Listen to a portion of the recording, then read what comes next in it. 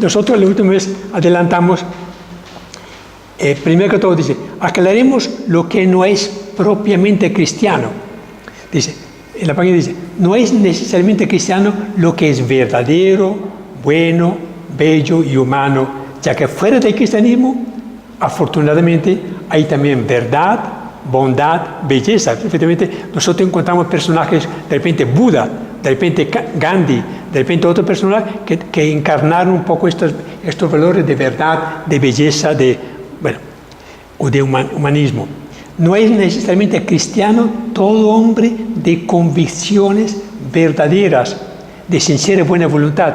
Hay personas que han vivido una vida muy recta. Pensemos en Luther King, que hoy se cumplen 50 años de su asesinato, ¿no? Era un hombre que buscaba la verdad, que luchaba contra la discriminación racial.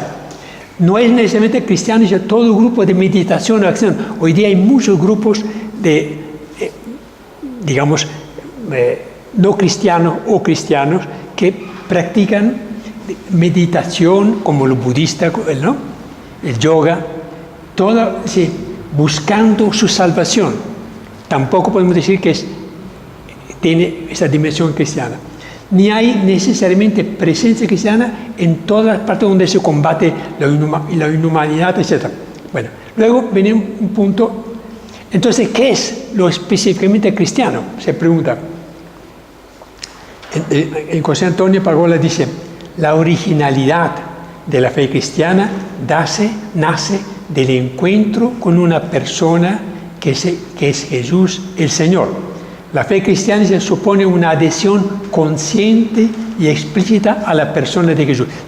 El Papa Ratzinger también dijo claramente, uno empieza a ser cristiano de verdad a partir no de un conocimiento que tenga. Hay gente que ha leído la Biblia, que conoce los evangelios, que sin embargo no creen en Jesús. Dice, todo el cristiano uno empieza a hacerlo a partir de un encuentro personal con Jesús. Nosotros a lo largo de nuestros encuentros tendremos oportunidad de volver sobre este punto, pero inicialmente queremos afrontar un tema que es ¿qué conocimientos tenemos nosotros de la vida de Jesús? Ese documento de José Antonio Pagola nos puede ayudar, pero miremos en la página, ya que hemos, en la página 16. Dice, Jesús es un personaje incalificable. Miremos lo contrario de lo que pensamos de Jesús. Jesús dice, no fue un sacerdote judío. Hay muchas personas que piensan que siendo el Hijo de Dios tenía que recubrir o revestirse de esa dignidad de sacerdote.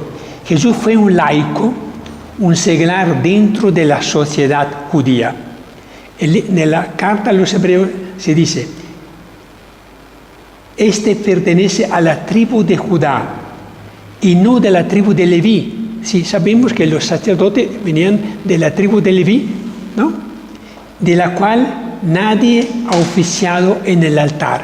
Por lo tanto, la carta a los Hebreos dice, Jesús fue sacerdote según el orden de Melquisedec, no del orden de Leví o de Aarón. Por lo tanto, Jesús no fue un sacerdote de la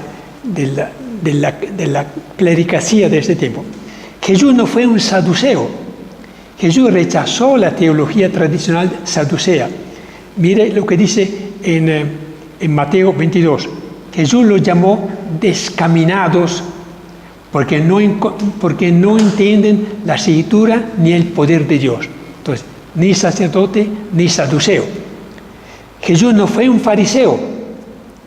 Criticó su visión legalista de la vida, colocó al hombre ante la ley, no ante la ley que hay que observar, sino ante un Padre que debemos obedecer de corazón. Por lo tanto, todo lo contrario, la vida y la forma de ser de Jesús reñía contra la manera de presentarse de los fariseos que se ufanaban de ser muy religiosos, muy respetuosos de la ley, y que ocupaban siempre el primer puesto en la sinagoga, etcétera, etcétera. La teología saducea que promulgaba.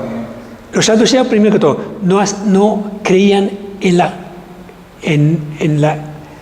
no creían, bueno, en los ángeles, bueno, que era lo de menos, pero no creían en una vida en el más allá. Por lo tanto, eran personas muy materialistas. Y la mayoría de los saduceos se encontraban en la propia casta sacerdotal. Muchos de los sacerdotes que condenaron a Jesús eran saduceos. Por lo tanto, además eran muy amigos de los romanos, ¿no? Por lo tanto, defendían un poco el statu quo en que se encontraba Palestina en ese tiempo. En algunos textos del Evangelio encontramos que ellos plantearon, por ejemplo, objeciones a Jesús. Por ejemplo, cuando le preguntaron sobre si una mujer ha tenido 8 o 6, 7, hay un caso, ¿no? Maridos, en el cielo, ¿con quién se encontrará esta mujer, siendo que ha tenido? Sí, planteamientos totalmente ajenos a la forma como Jesús veía la vida. Okay. Jesús dice, no fue un terrorista celota. Sabemos que en el grupo de los dos había un Simón el celote, lo que supone que era una persona que estaba comprometida en contra del imperio, de la dominación romana. Sabemos que es posible que entre los dos apóstoles hubieran personas que estaban, algunos en favor, otros en contra, depende de la dominación. Por lo tanto, el hecho que, dice, su libertad y su actitud crítica ante las autoridades, ante los ricos y poderosos, hizo posible que fuera acusado de revolucionario, de celote. Pero Jesús nunca participó en la resistencia armada contra Roma. Descartado. Cuarto, Jesús no fue un monje de Qumran. Sabemos que cerca del Mar Muerto, del Mar Muerto, había una comunidad de personas que se habían retirado del templo. No aceptaban la religión practicada por los sacerdotes en el templo. Y vivían aislados, dice, esperando la llegada del reino mesiánico, con una vida de observancia rigurosa de la ley, de ayuno y purificaciones rituales. En el año 1948 se descubrió en unas cuevas del Mar Muerto, en las montañas, se encontraron muchos textos bíblicos escritos en hebreo, en la lengua propia en que fue escrita la Biblia. Y se descubrieron se alcanzó a encontrar mucha información de esta secta, diríamos, que eran una comunidad que se retiró totalmente de la vida común y corriente y vivían y practicaban, por ejemplo, bautismos. Se encontraron unas grandes, como diría, medio piscinas, donde ellos practicaban estos ritos bautismales. Bueno, por tanto, uno supone que o Juan el Bautista o Jesús pudieron formar parte de ese grupo de monjes de Qumran. Se descartó porque no hay ninguna prueba que nos demuestre, que nos diga. Seguramente lo conocían, claro. Sí, lo conocían seguramente. De Juan el Bautista hay sospecha de que pudo haber pertenecido en algún momento a este grupo de personas que se consagraron su vida fuera del contacto con la sociedad, mas no de Jesús. Jesús no fue un rabino, aunque algunos contemporáneos lo hayan llamado así, rabí. Ciertamente Jesús no fue un rabino dedicado a interpretar fielmente la ley de Moisés para aplicarla a las diversas circunstancias. Jesús habló con autor. Sabemos que los maestros de la ley siempre que hablaban, citaban textos de la ley de Moisés, de la Torá, del Pentateuco. Jesús nunca cita como soporte, como argumento de su doctrina, la ley de Moisés. Todo lo contrario, muchas veces reivindicó total libertad en la interpretación acerca del sábado. Dice, él no observaba legalmente o fielmente el sábado y ni los ritos de purificación que acostumbraban ellos antes de comer, etc. Por lo tanto, no era un rabino conforme a la imagen que tenemos de estos maestros. Jesús no fue un profeta más en la historia de Israel. Es cierto que Jesús adoptó en su actuación un estilo profético, como aquellos hombres portadores del espíritu de Yahvé. Pero Jesús no fue nunca un profeta más dentro del pueblo. Jesús sintió la necesidad de legitimar su predicación aludiendo a una llamada de Yahvé, como hacían los profetas. Sí, nunca digo que había sido llamado, sino enviado, que son dos cosas muy diferentes. Sin embargo, encontramos en Lucas, capítulo 17, 16, un texto de la gente con motivo de la resurrección del hijo de la viuda de Naín. La gente se quedó estupefacta por esta resurrección y decía, un gran profeta ha surgido entre nosotros. Dios se ha ocupado de su pueblo. Pero nunca se atribuyó este título de profeta, aunque una vez dijo, no hay ningún profeta que sea bien acepto en su tierra. ¿Se acuerda cuando en Nazaret fueron rechazados por los propios paisanos, no? Pero, por lo tanto, no podemos utilizar ese título para Jesús como profeta. Tampoco empleó el lenguaje propio de los profetas, que se diría portavoces de la palabra de Yahvé. Por ejemplo, nunca en los labios de Jesús encontramos expresiones como así habla Yahvé. Escuchar lo que dice Yahvé, que es propio de los profetas. Es oráculo de Yahvé. Nunca utilizó esto, siempre hablaba con su propia autoridad. Entonces, descartamos todos estos títulos que no serían, que no describen absolutamente la personalidad de Jesús. No era sacerdote, no era fariseo, no era celota, no era saduceo, no era monje de Qumran, no era un rabino, no era un profeta. Entonces, desechando un poco estas apreciaciones muy superficiales que pudieran dar pie a una interpretación de su personalidad, vamos a mirar entonces quién fue, cuáles son los títulos que el propio Jesús se atribuía. Cuando preguntó, ¿quién decís que soy yo? Dice, llegando al final del recorrido de este primer encuentro, también nosotros estamos llamados a responder a la pregunta que hace Jesús a sus discípulos. ¿Quién dice la gente que soy yo? Los interrogantes podrían ser infinitos. Por lo que nos interesa ahora es nuestra respuesta profunda y vital. Yo creo que si preguntara a cualquiera de uno de nosotros, ¿quién es para ti Jesús de Nazaret? Uno saldría con respuestas muy similares. Jesús es el Hijo de Dios, es el Señor, es el Salvador, es, algo similar. Pero seguramente Jesús no estaría tan de acuerdo con nuestras respuestas porque son en gran parte fruto de algo que nos hemos formado en la mente a raíz de tantas, de haber escuchado, leído sobre Jesús en las homilías, en la catequesis de la primera comunión, etc., ¿no? Y tenemos que ir mucho más a fondo para identificar claramente quién se consideró él, Jesús, ante sus propios discípulos, ante nosotros. Aquí hay en la página 17, unas preguntas que servirían para un trabajo en equipo, que nosotros no podemos hacer ahora. Dice, después de leer el tema, ¿qué me sorprende? Para ti, ¿qué significa concretamente hoy creer en Jesús? Transcurrido 2018 años después de su muerte, ¿qué es para nosotros hoy día Jesús de Nazaret?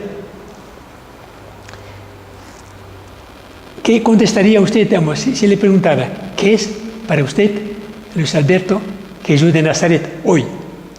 ¿Cómo contestaría? Teniendo en cuenta su experiencia de años de oración, de meditación, retiros con Madre Bernarda, etc., ¿qué contestaría?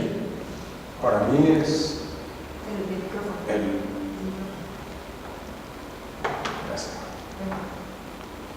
el... es el único ejemplo a seguir. Para mí Jesús es el único ser que realmente vale la pena escuchar, vale la pena entender, estudiar, profundizar, y es el hombre más grande que ha pisado este planeta, el más puro y el ejemplo a seguir más grande que podemos tener, aunque nunca alcancemos siquiera los pies de él, pero es el ser más hermoso que ha pisado esta tierra. Muy bien. Jorge, ¿qué diría? ¿A quemarropa? Si le preguntaron así. ¿A quemarropa? Pues Jesús es el mismo Dios, pero encarnado.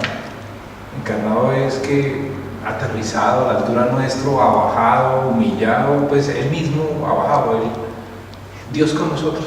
Bueno, ¿qué diría usted, Carolina?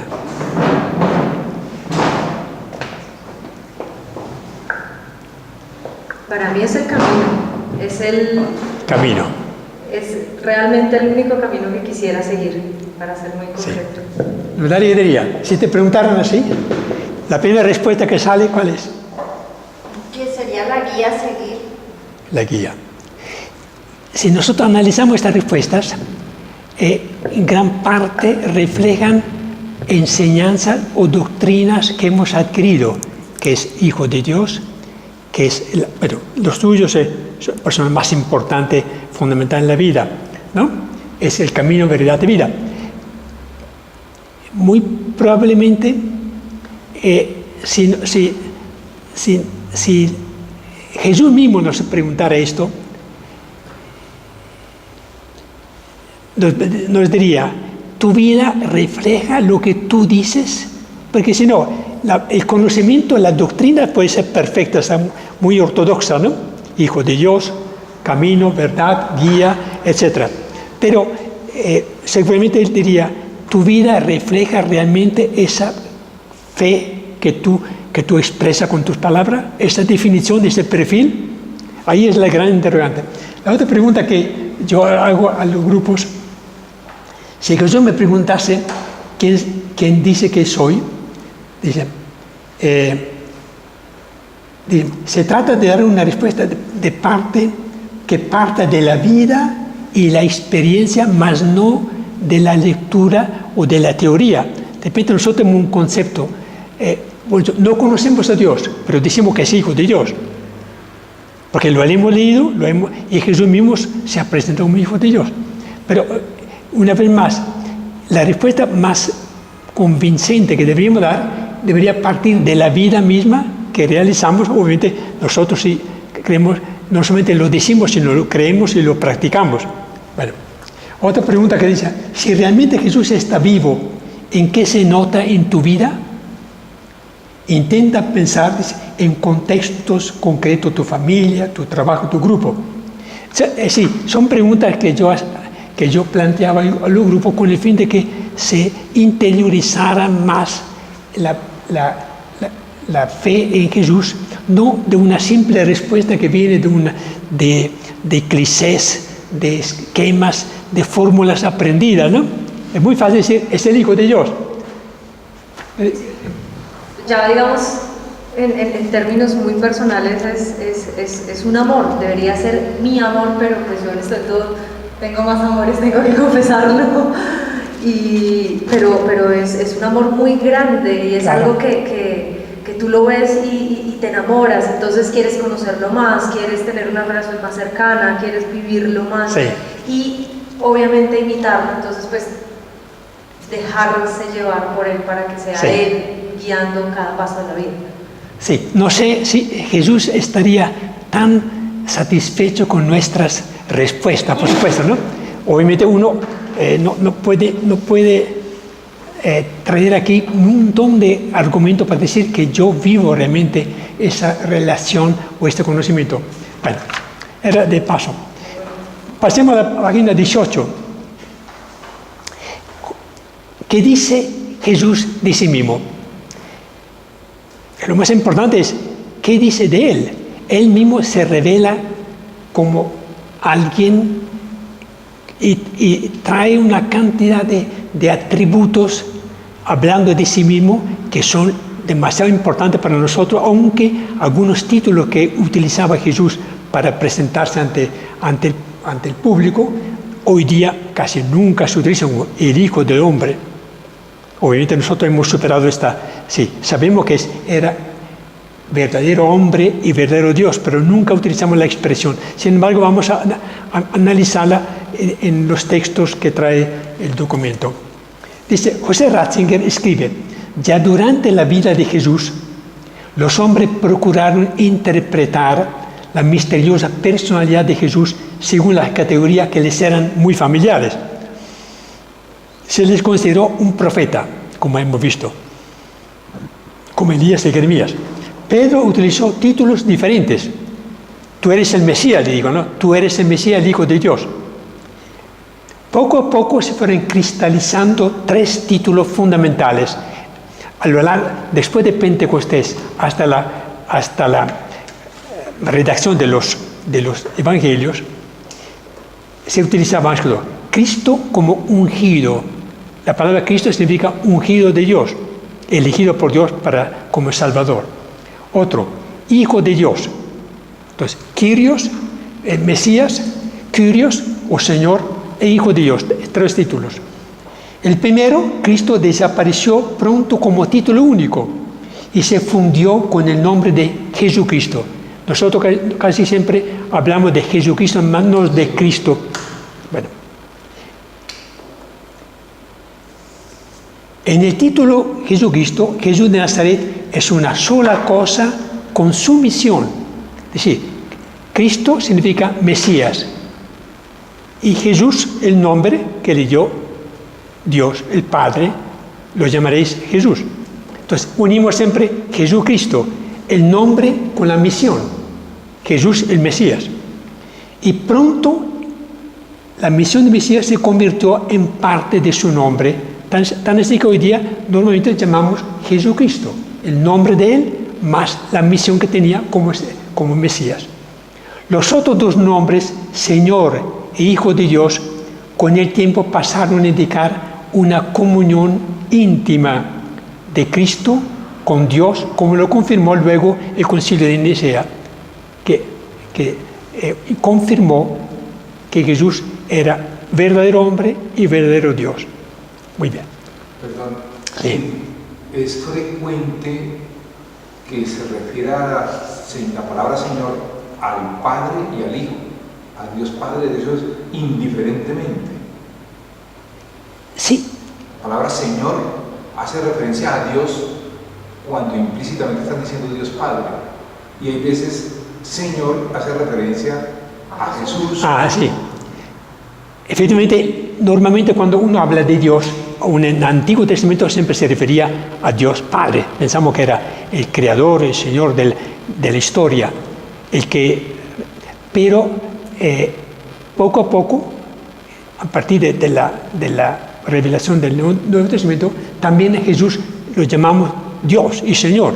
Ante todo, la palabra Señor indica que es igualmente Señor de la historia, Señor del universo. Le aplicamos entonces el atributo de Dios. Y finalmente también al Espíritu Santo, pero cuando hablamos de Dios normalmente lo atribuimos a Dios Padre. Cuando hablamos de Señor, Salvador, Maestro, Camino, lo atribuimos más que todo a Cristo, que Él mismo se atribuyó estos títulos, ¿no? Muy bien. Ahora abrimos un capítulo interesante que vale la pena que con la participación de ustedes. El título más frecuente que utilizó Jesús para indicar su propia personalidad fue Hijo de Hombre. Miremos esta parte, en la página 18 al final. Esta misteriosa expresión es el título que Jesús emplea con mayor frecuencia cuando habla de sí mismo. Solo en el Evangelio de Marcos aparece 14 veces. En el Evangelio de Mateo y Lucas, otras 45 veces. En los Hechos de los Apóstoles encontramos una sola mención en boca del mártir San Esteban, lo que indica que poco a poco los cristianos, los creyentes, dejaron este nombre Hijo del Hombre y utilizamos la palabra Señor, ¿no? O Hijo de Dios. Por lo tanto, es un título que él mismo se atribuyó para indicar su verdadera condición humana. Soy un hombre. Aquí dice claramente en el texto, la página siguiente, dice, hijo de hombre significa tanto en hebreo como en arameo. La palabra en hebreo es Ben Adán, hijo de Adán, hijo de hombre. Simplemente significa hombre. El hijo de hombre era el sinónimo de hombre, soy un hombre, para recalcar ante todo su condición humana, porque muy probablemente viendo los milagros y la sabiduría, la predicación, etc., ellos pensaban que era un ser venido del cielo, pero él recalcaba, yo soy un hombre. Lo vamos a ver ahora en los textos que vamos a leer. En Marcos se lee, el sábado se hizo para el hombre y no el hombre para el sábado, así que el Hijo del Hombre es también Señor del sábado. Lo repite continuamente.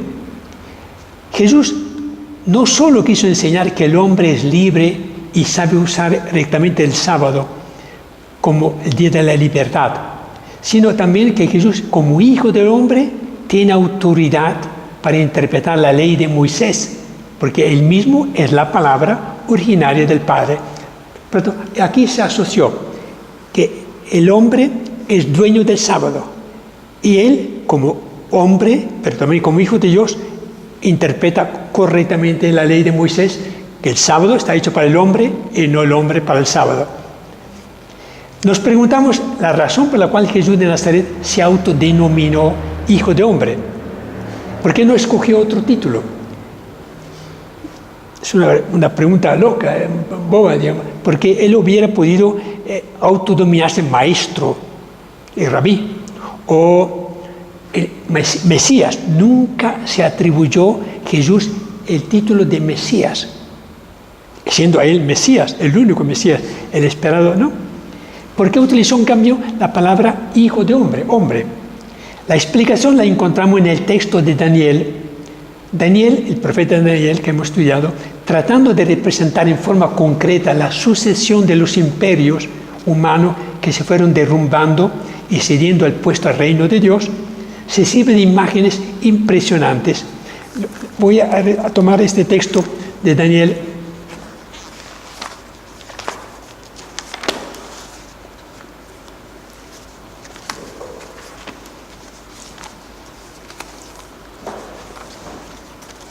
¿Qué capítulo es? Daniel, el capítulo 7.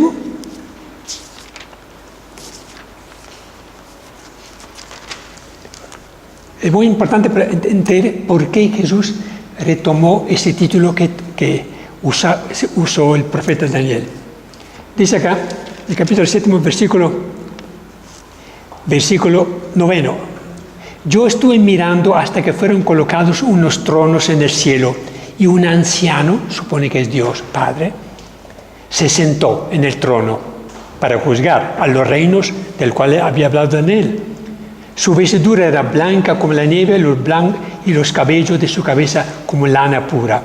Luego dice, más adelante, del versículo 11, yo miraba a causa de la insolencia que decía el cuerno y estuve mirando hasta que un animal, habla de los animales que era representación de los reinos de Alejandro Magno, de Persia, etc.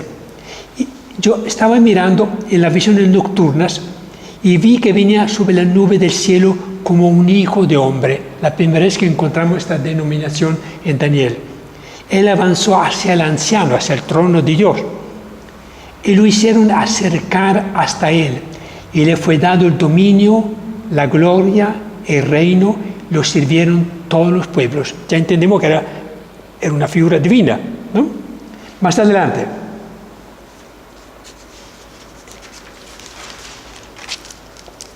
El capítulo 10, número 16, versículo 16, donde explica un poco más.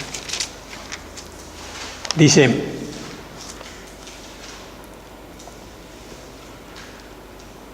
mientras que él me dirigía estas palabras, volví mi rostro hacia el suelo y me quedé mudo. De pronto una figura como la de un hijo de hombre, otra vez vuelve a hablar de un hijo de hombre, tocó mis labios. Yo abrí mi boca y me puse a hablar y dije que estaba de pie frente a mí, mi Señor ante esta aparición yo me estremecí de dolor y no pude sobreponerme. Entonces, esta figura dice, no temas, hombre predilecto, la paz esté contigo, sé fuerte y valeroso. Entonces, cuando Jesús se encontró ante el sumo sacerdote, cuando lo presentaron, lo llevaron ante el Sanedrín para un interrogatorio la noche después de la agonía en el Getsemaní, Jesús hace referencia a ese texto de Daniel. Dice, y veréis al Hijo del Hombre venir sobre las nubes. Él se atribuye, por lo tanto, esta profecía de Daniel se la aplica a sí mismo, confirmando que él era esta figura que estaba junto al trono del anciano, del Dios, y que vendría sobre la nube para juzgar a los hombres. De ahí viene el origen del nombre Hijo del Hombre, que se aplica permanentemente a Jesús.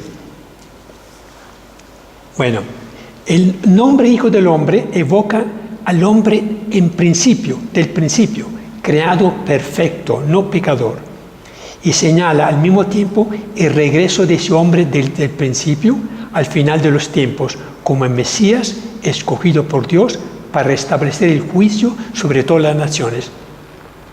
Entonces, en el Nuevo Testamento, la expresión Hijo del Hombre la encontramos 82 veces más o menos en los Evangelios, 30 veces en Mateo, 14 veces en Marcos, 25 veces en Lucas, 13 veces en el Evangelio de Juan y muy contadas veces en los Hechos de los Apóstoles.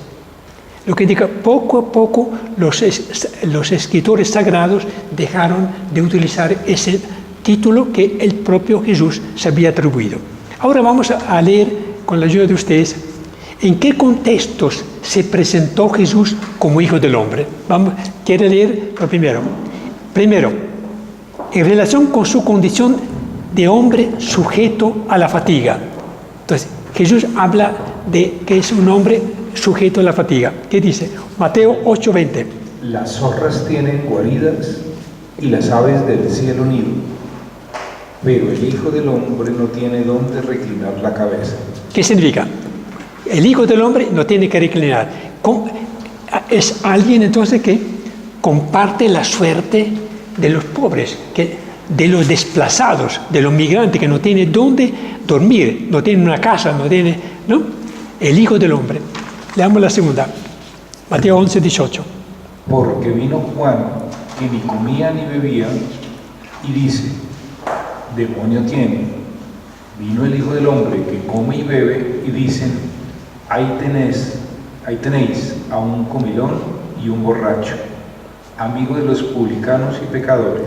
¿Cómo se presenta entonces ahí? Es alguien que no tuvo prejuicios sociales.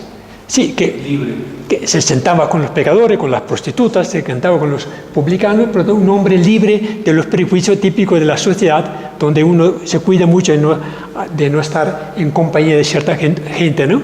Entonces, el Hijo del Hombre. Un hombre sin prejuicios. Exactamente.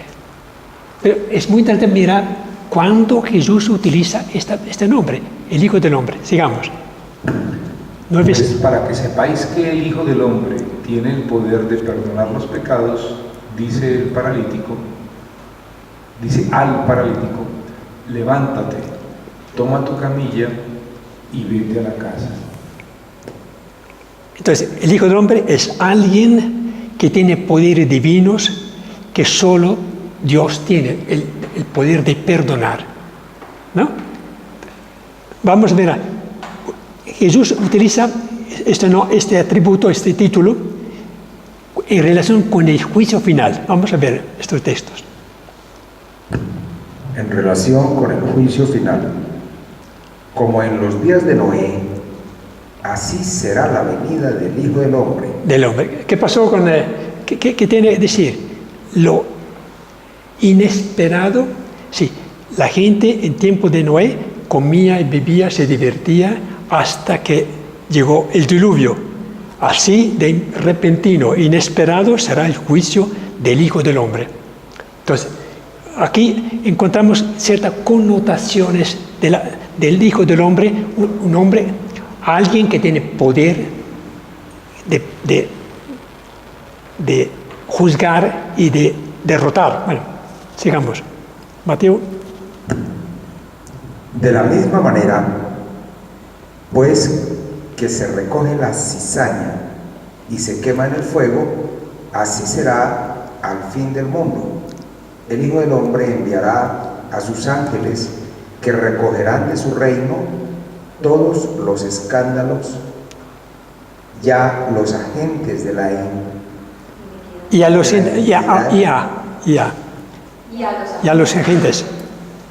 a los agentes de la iniquidad, y los arrojará al horno de fuego. Allí será el llanto y rechinar de dientes. Entonces los justos brillarán como el sol en el reino de su Padre. El que tenga oído, que oiga. Entonces, el Hijo del Hombre es alguien que tiene poder de juzgar. Entonces, vamos mirando ahora estas connotaciones del perfil. Alguien con poder de juzgar y de castigar. Sigamos. Mateo 16, 27. Porque el Hijo del Hombre ha de venir en la gloria de su Padre con sus ángeles. Entonces pagará a cada uno según su conducta. Yo os aseguro, entre los aquí presentes hay algunos que no gustarán la muerte hasta que vean al Hijo del Hombre venir en su reino. Es un texto muy difícil de explicar porque ¿quiénes tuvieron la suerte de ver al Hijo del Hombre? No sabemos, es muy difícil explicar este texto. De pronto los que se les apareció sí, podría ser. Sí. Vieron al Hijo del Hombre en su gloria. Privilegiados. Sí. Entonces hablo del Hijo del Hombre, porque no siempre utiliza la palabra Hijo del Hombre, solo en ciertos contextos. Por lo tanto, eso nos da pie para nosotros entender quién era Jesús, cómo se consideraba. Sigamos con el próximo texto. Mateo 26, 6, 3. Le dijo entonces el sumo sacerdote: yo te conjuro por el Dios vivo, a que nos digas si tú eres el Cristo, el Hijo de Dios. Le dice Jesús: sí, tú lo has dicho. Sí, tú lo has dicho. Y yo os declaro que a partir de ahora veréis al Hijo del Hombre sentado a la diestra del poder y venir sobre las nubes del cielo. Es el famoso texto de Daniel, ¿no? Entonces, ¿cómo se presenta Jesús? El que lleva a cabo la profecía del Antiguo Testamento. Jesús mismo dice: yo soy el Mesías, el Hijo, ¿no? Que está sentado a la diestra del poder. En relación con el templo y el sábado, vemos qué dice, cómo lo utiliza. Pues yo os digo que aquí tenéis algo mayor que el templo, porque Señor del sábado es el Hijo del Hombre. Entonces, el que interpreta la ley y la lleva a la perfección, Él es, ¿no? Es otro rasgo de la persona de Cristo. Sigamos. En su resurrección. Porque en la misma manera que Jonás estuvo en el vientre del cetáceo 3 días y 3 noches, así también el Hijo del Hombre estará en el seno de la tierra 3 días y 3 noches. ¿Qué indica entonces? ¿Cuál es qué nos revela? Que Jesús tiene poder de entregar su vida y de retomarla. Entrega su vida y la retoma resucitando. Y en relación con su identidad personal, ¿quién dicen los hombres que es el Hijo del Hombre? Jesús dice que solo el Padre conoce quién es el Hijo y solo el Hijo conoce quién es el Padre y a quienes Él lo quiere revelar, ¿no? Sigamos. En relación con su pasión y muerte. Ciertamente Elías ha de venir a restaurarlo todo. Os digo, sin embargo, que Elías ha venido ya, pero no le han conocido, sino que han hecho con él cuanto han querido. Así también el Hijo del Hombre tendrá que padecer por parte de ellos. ¿A quién se refería cuando dice que Elías ya ha venido? A Juan el Bautista, que han hecho con él todo lo que quisieron, ¿no? Que lo rechazaron y finalmente lo asesinaron, ¿no? Así también el Hijo del Hombre tendrá que padecer por parte de ellos, de los mismos, de Herodes y de Pilato, etc. Utiliza la palabra Hijo del Hombre. Sigamos. Mirad, ha llegado la hora en que el Hijo del Hombre va a ser entregado en manos de pecadores. Es el Cordero de Dios. Se presenta como la víctima que ofrece al Padre. El Hijo del Hombre va a ser entregado en manos de los hombres, lo matarán y al tercer día resucitará. El Hijo del Hombre. Mirad que subimos a Jerusalén y el Hijo del Hombre será entregado a los sumos sacerdotes y escribas. Le condenarán a muerte y le entregarán a los gentiles para burlarse de él, azotarle y crucificarle, y al tercer día resucitará.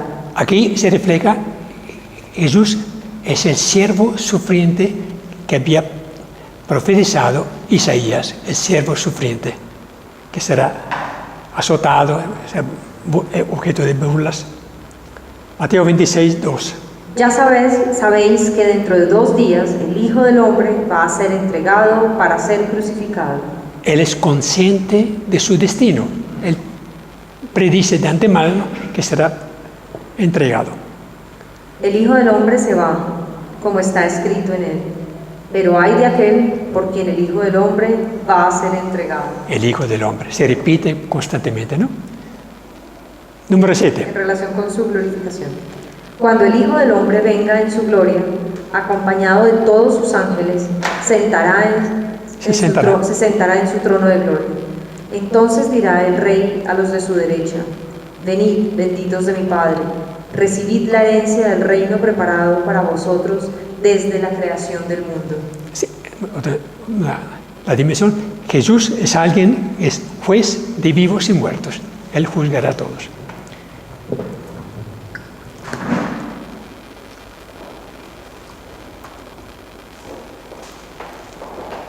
Seguimos con el octavo.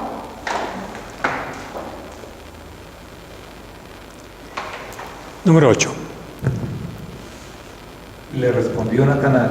No, el título. El título de Hijo del Hombre en el cuarto Evangelio y en los Hechos de los Apóstoles. Ok. En Juan 1:49. Le respondió Nataniel: Rabí, tú eres el Rey de Israel. Jesús le contestó. Mire el título que le da Natanael. Tú eres el Rey de Israel. Jesús le contestó: por haberte dicho que te vi debajo de la higuera, ¿crees? Yo aseguro, veréis el cielo abierto y a los ángeles subir y bajar sobre el Hijo del Hombre. Juan 5, del 26 al 29. En verdad os digo, llega la hora en que los muertos oirán la voz del Hijo de Dios, y los que la oigan vivirán. Porque como el Padre tiene vida en sí mismo, así también le ha dado al Hijo del Hombre el tener vida en sí mismo, y le ha dado poder para juzgar, porque es el Hijo del Hombre. Mire, aquí interesante. Dice, llega la hora en que los muertos oirán la voz del Hijo de Dios, y luego habla de sí mismo como Hijo del Hombre, ¿no? Coinciden las dos denominaciones. En Juan 9:35, al joven curado de la ceguera Jesús le pregunta: ¿tú crees en el Hijo del Hombre? Imagínense, ¿qué podía contestar el pobre ciego recién recuperada la vista? Cuando le pregunta, ¿tú eres el Hijo del Hombre? ¿Le contesta? Sí. Él respondió: ¿y quién es, Señor, para que crea en él? Jesús le respondió: le has visto, el que está hablando contigo, ese es. Él entonces dijo: creo, Señor, y se postró ante él. Entonces se revela como Mesías. La primera vez ante este ciego, él dice, yo soy el Mesías. Él mismo se revela. Sigamos, Juan 6:52. Jesús dijo: en verdad os digo, si no coméis la carne del Hijo del Hombre y no bebéis su sangre, no tenéis vida en vosotros. Entonces, Él es alimento que acrecenta la vida. Hechos de los Apóstoles. Esteban, lleno de Espíritu Santo, miró fijamente al cielo y vio la gloria de Dios y a Jesús, que estaba sentado a la diestra de Dios, y dijo: estoy viendo los cielos abiertos y al Hijo del Hombre que está al pie de la diestra de Dios. Eso. O sea, nuestra pregunta, acá era la pregunta, ¿por qué Jesús quiso ocultarse, esconderse detrás de un título que a primera vista niega su divinidad, su poder divino?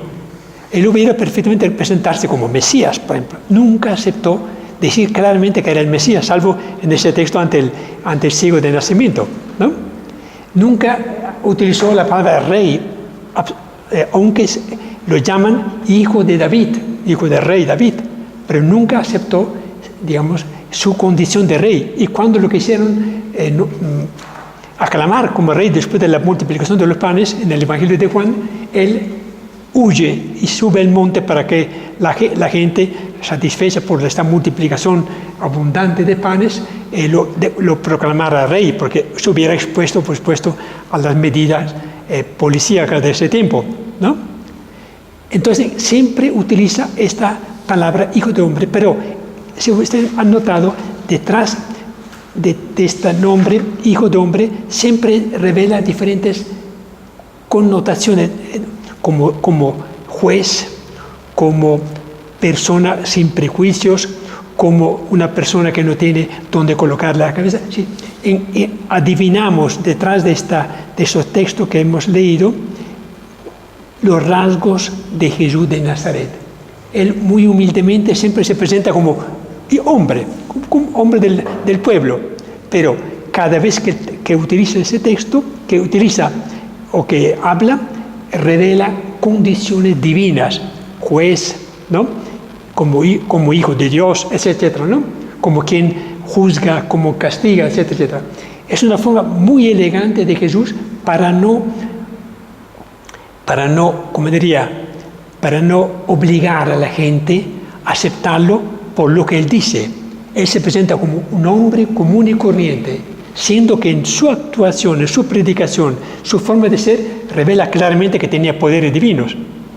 Entonces, esta es la humildad de Jesús de pasar desapercibido. Soy un hombre cualquiera, pero mis poderes son poderes de Dios.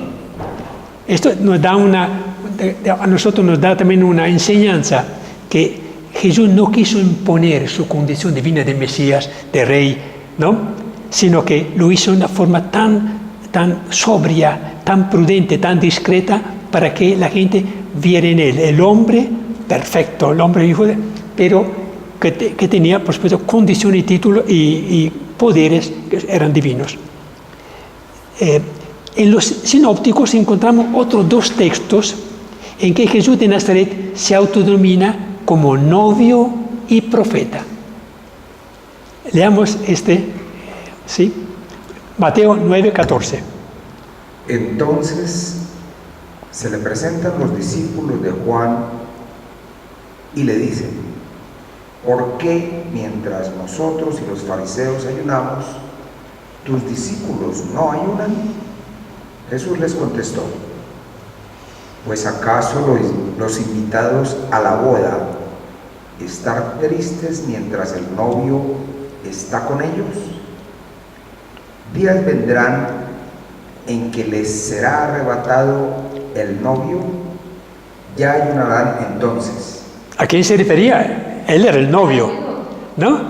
Por tanto, mientras que los discípulos, los apóstoles estuvieron con él no tenía que ayunar. Vendrá el momento que después de su pasión y muerte, enfrentando los grandes problemas, ellos obviamente ayunarán, es decir, tendrán que sacrificarse. Entonces, otro título: primero, hijo de hombre; segundo, novio; tercero,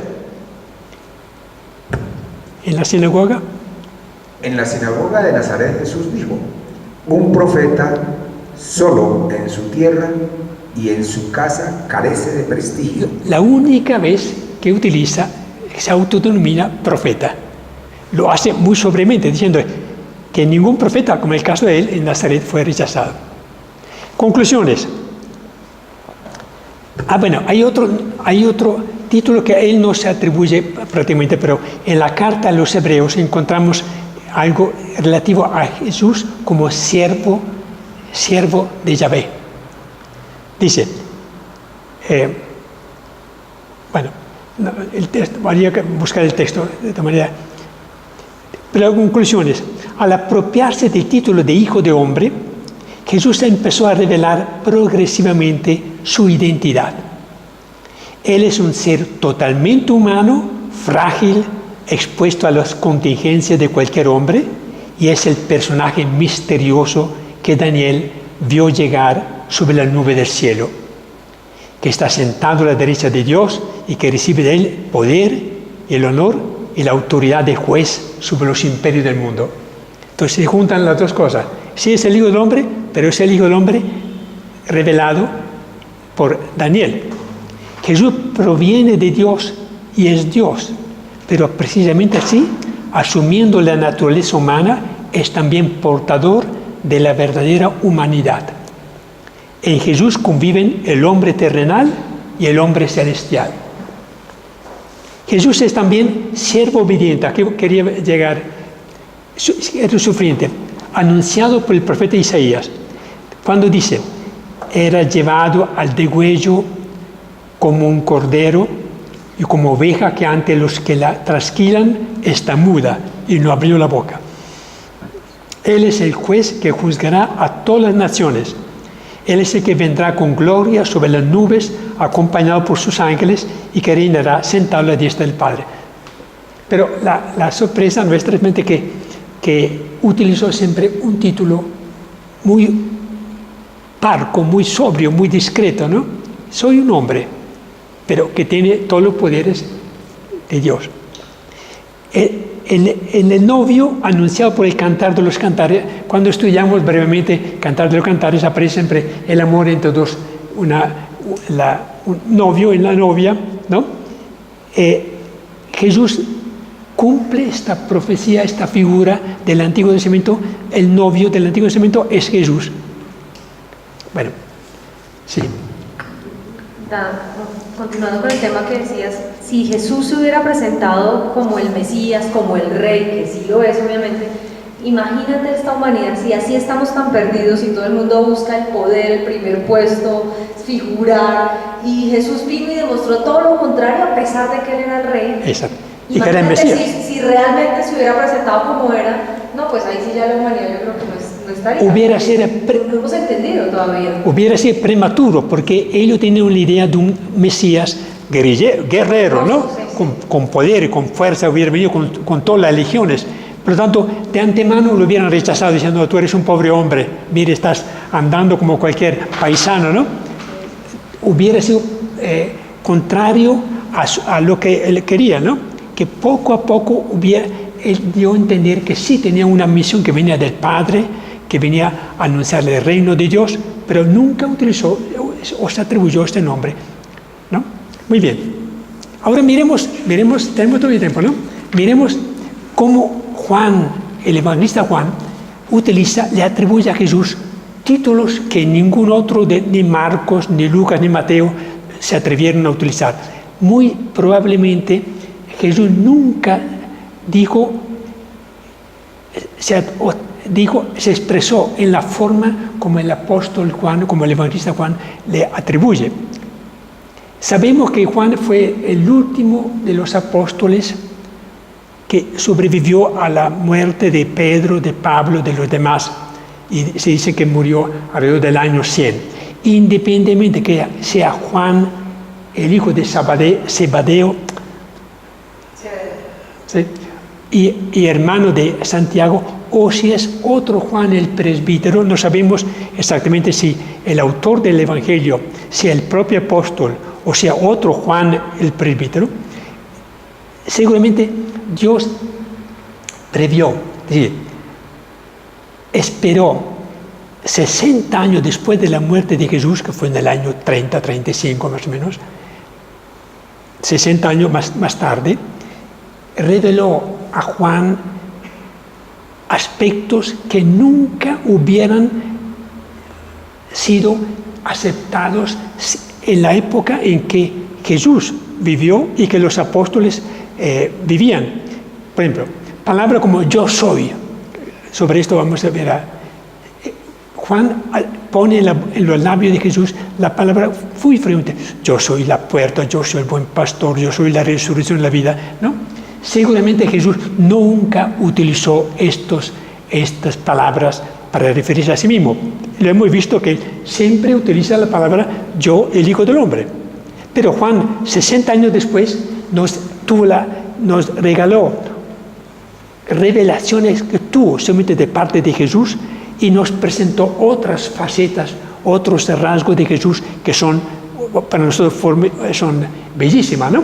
Entonces, miramos, dice el autor del cuarto evangelio, pone en los labios de Jesús unos títulos, la página 23, relacionados con su identidad, que no encontramos ni en los sinópticos, ni en los hechos de los apóstoles, ni en las cartas de San Pablo. Un gran teólogo San Pablo, ¿no? Al respecto hay que tener en cuenta lo que dicen los estudiosos. El autor del cuarto evangelio utiliza títulos metafóricos y simbólicos compuestos por el proverbio personal yo, seguido por un predicado como luz, pan, puerta, resurrección, camino, etc.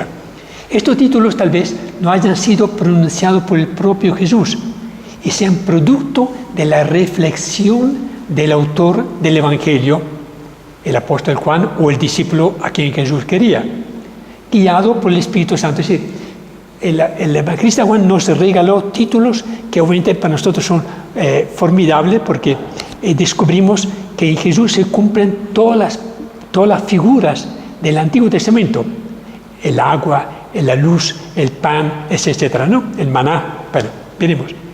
El contexto de la fórmula yo soy es muy variado. Por ejemplo, en el Antiguo Testamento yo soy es la palabra con que Dios revela su presencia personal en la visión que tuvo Moisés. Por ejemplo, en Éxodo 3:6, yo soy el Dios de tus padres, yo soy. En Éxodo 3:14, yo soy el que soy. La primera vez cuando Moisés dijo, ¿cómo voy a decir que tú me mandaste? ¿Cómo es tu nombre? Yo soy el que soy. En Éxodo 20:22, yo, Yahvé, soy tu Dios, que te ha sacado del país de Egipto. En Isaías 51, yo soy tu consolador. Entonces, Jesús, el apóstol Juan, o el autor del cuarto evangelio, pone en los labios de Jesús palabras que muy probablemente Jesús nunca utilizó, porque hubiera causado un impacto muy fuerte, porque se atribuiría a ser el propio Yahvé. Esto los sumos sacerdotes no lo hubieran tragado absolutamente, ¿no? Porque nunca se atrevió a expresarse de esta forma. En el Nuevo Testamento encontramos fórmulas similares. Por ejemplo, en Mateo, yo os digo, pero muy suave, ¿no? No da a entender que utiliza la palabra yo soy, que soy. Cuando San Lucas, en Hechos de los Apóstoles, y San Juan, en el cuarto evangelio, ponen en los labios de Jesús la expresión yo soy, pretende decirnos que Jesús de Nazaret realiza en su propia persona y lleva a cumplimiento en su vida las figuras y profecías del Antiguo Testamento, porque son toda expresión del Antiguo Testamento: pastor, la puerta, el redil, el agua, etc. Veamos algunos textos. Por ejemplo, Jesús es el nuevo Adán. El viejo Adán, que fue la causa que cayó en el pecado. Jesús, el nuevo Adán, que nos reconcilia con Dios y que perdona los pecados, ¿no? Jesús es el nuevo Moisés. Moisés condujo al pueblo a través del desierto, sacándole de Egipto. Jesús es el que, por su pasión y muerte, nos saca del desierto en que estamos y nos abre la puerta del cielo. Jesús es el nuevo David, el rey por excelencia, ¿no? Entonces, Jesús cumple esta figura del Antiguo Testamento. Miremos ahora los textos. Hechos 9:5. Sí. Jesús aparece a Pablo en las puertas de Damasco y le dice: yo soy Jesús a quien tú persigues. Yo soy Jesús. Entonces, ya insinúa yo soy. Y el vidente del Apocalipsis escribe... Pero en este caso, seguramente, obviamente, la palabra la dijo exactamente así, porque Pablo nos transmite la visión que tuvo en Damasco y utilizó yo soy. Sin embargo, no da a entender que utilizara el yo soy como yo soy Jesús. Y el vidente del Apocalipsis escribe de Jesús: soy el primero y el último. Estuve muerto, pero como ves, estoy vivo por los siglos de los siglos, y tengo las llaves del reino de la muerte y del abismo. Yo soy el principio y el fin. Yo soy. Sigamos. En Juan 8:12, yo soy la luz del mundo. El que me sigue no camina entre tinieblas. Caminad mientras tenéis luz, para que la oscuridad no os sorprenda. El que camina en la oscuridad no sabe dónde va. Comentario. La luz en el Antiguo Testamento. Dios no es solo luz, sino que es el arquetipo de cualquier otra luz. Dios dijo, exista la luz. Una nube luminosa conduce al pueblo que sale de la esclavitud de Egipto. Lámpara es tu palabra para mis pasos, luz en mi sendero. O sea, hay mucha referencia en el Antiguo Testamento sobre el tema de la luz. Y Jesús se atribuye, yo soy la luz. Claramente, entonces, él retoma la imagen de la luz del Antiguo Testamento y la refiere a sí mismo. Juan 14:6. Yo soy el camino. El que no camina conmigo se pierde. Entrad por la puerta estrecha, porque es ancha la puerta y el camino... No. Ancha la puerta y amplio el camino que lleva a la perdición. Sigamos. Juan 14:6. Yo soy la verdad. ¿Quién puede acusarme de pecado? Pero si digo la verdad, ¿por qué no creéis en mí? Para ser de verdad mis discípulos, tenéis que ateneros a ese mensaje mío. Conoceréis la verdad y la verdad os hará libres. Porque el que busca la verdad acabará escuchando mi voz. Entonces, en el Antiguo Testamento la verdad está ligada a la fidelidad, a la ley. Yahvé es un Dios fiel. David dice a Yahvé, tus palabras son verdad, el Salmo. En el juicio final, los justos conocerán la verdad. Entonces, Jesús se atribuye, yo soy la verdad. Sigamos. Juan 14:6. Yo soy la vida. Yo soy la vida. Todo el que cree en mí, aunque haya muerto, vivirá. Y todo el que vive y cree en mí, no morirá jamás. Vine a que todos tengan vida y la tengan en abundancia. Yo doy mi vida por mis ovejas. Muy bien. En el Antiguo Testamento, Dios que vive y nos llamó a la vida, Dios es invocado como el Dios viviente. Y Jesús se atribuye, yo soy la vida. Entonces, obviamente esto no lo hubiera podido decir claramente a las muchedumbres, ¿no? Porque hubiera causado un rechazo, porque asociar la fe monoteísta del pueblo de Israel, que aceptaba que hubiera un solo Dios, Yahvé, para que el Hijo del Hombre dijera que era la luz, la vida, la verdad, hubiera anticipado su muerte si hubiese atrevido a decir estas verdades. Juan 11. Juan 11:24. Yo soy la resurrección y la vida. El Padre dispone de la vida y ha concedido a su Hijo disponer también de la vida. Y esta es la voluntad de mi Padre, que no pierda a nadie de los que Él me dio, sino que lo resucite en el último día. Entonces los muertos oirán la voz del Hijo de Dios, y los que oigan... Son dos textos que confirman, que acompañan, yo soy la resurrección de la vida. Sigamos, Juan 10:11. Yo soy el buen pastor de la vida, da la vida por sus ovejas. Yo soy el buen pastor. Conozco a mis ovejas y mis ovejas me conocen a mí. Igual que mi Padre me conoce y yo conozco al Padre. Además, me desprendo de la vida por las ovejas. Sigamos, Lache. Yo soy la puerta del redil. Os aseguro que yo soy la puerta de las ovejas. El que entra por mí estará seguro. Podrá entrar y salir y encontrará pastos. Nadie va al Padre sino por mí. Entonces, son revelaciones muy tardías que tuvo entonces Juan o el apóstol o el discípulo amado, que traslada al Evangelio, contrariamente a todo lo que dicen los tres sinópticos, que nunca mencionan nunca utilizan estas expresiones tan evidentes. Juan 7, 37. Yo soy la fuente de aguas vivas. Quien tenga sed, que se acerque a mí. Quien crea en mí, que beba. El que crea en mí no tendrá jamás sed. Esa agua se le convertirá dentro en un manantial, que salta dando una vida sin término. Siguiente. Yo soy la vid verdadera, el Padre es el labrador.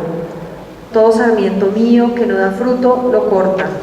Los que dan fruto, los limpia para que den fruto abundante. Porque sin mí no podéis hacer nada. Muy bien. Entonces, dice, Jesús de Nazaret se ha identificado como Hijo del Hombre, como el novio, como el profeta. En el Evangelio, según Juan, se nos ha presentado con títulos simbólicos que evocan imágenes y acontecimientos del Antiguo Testamento para revelarnos que es Él que ha sido enviado por el Padre para llevar a cabo las promesas y profecías del Antiguo Testamento. Tiene una razón de ser. Si Jesús utiliza estos títulos, pan, agua, luz, pastor, etc., es porque evidentemente quería decir, Él es el Mesías que ha venido para cumplir y a llevar a perfección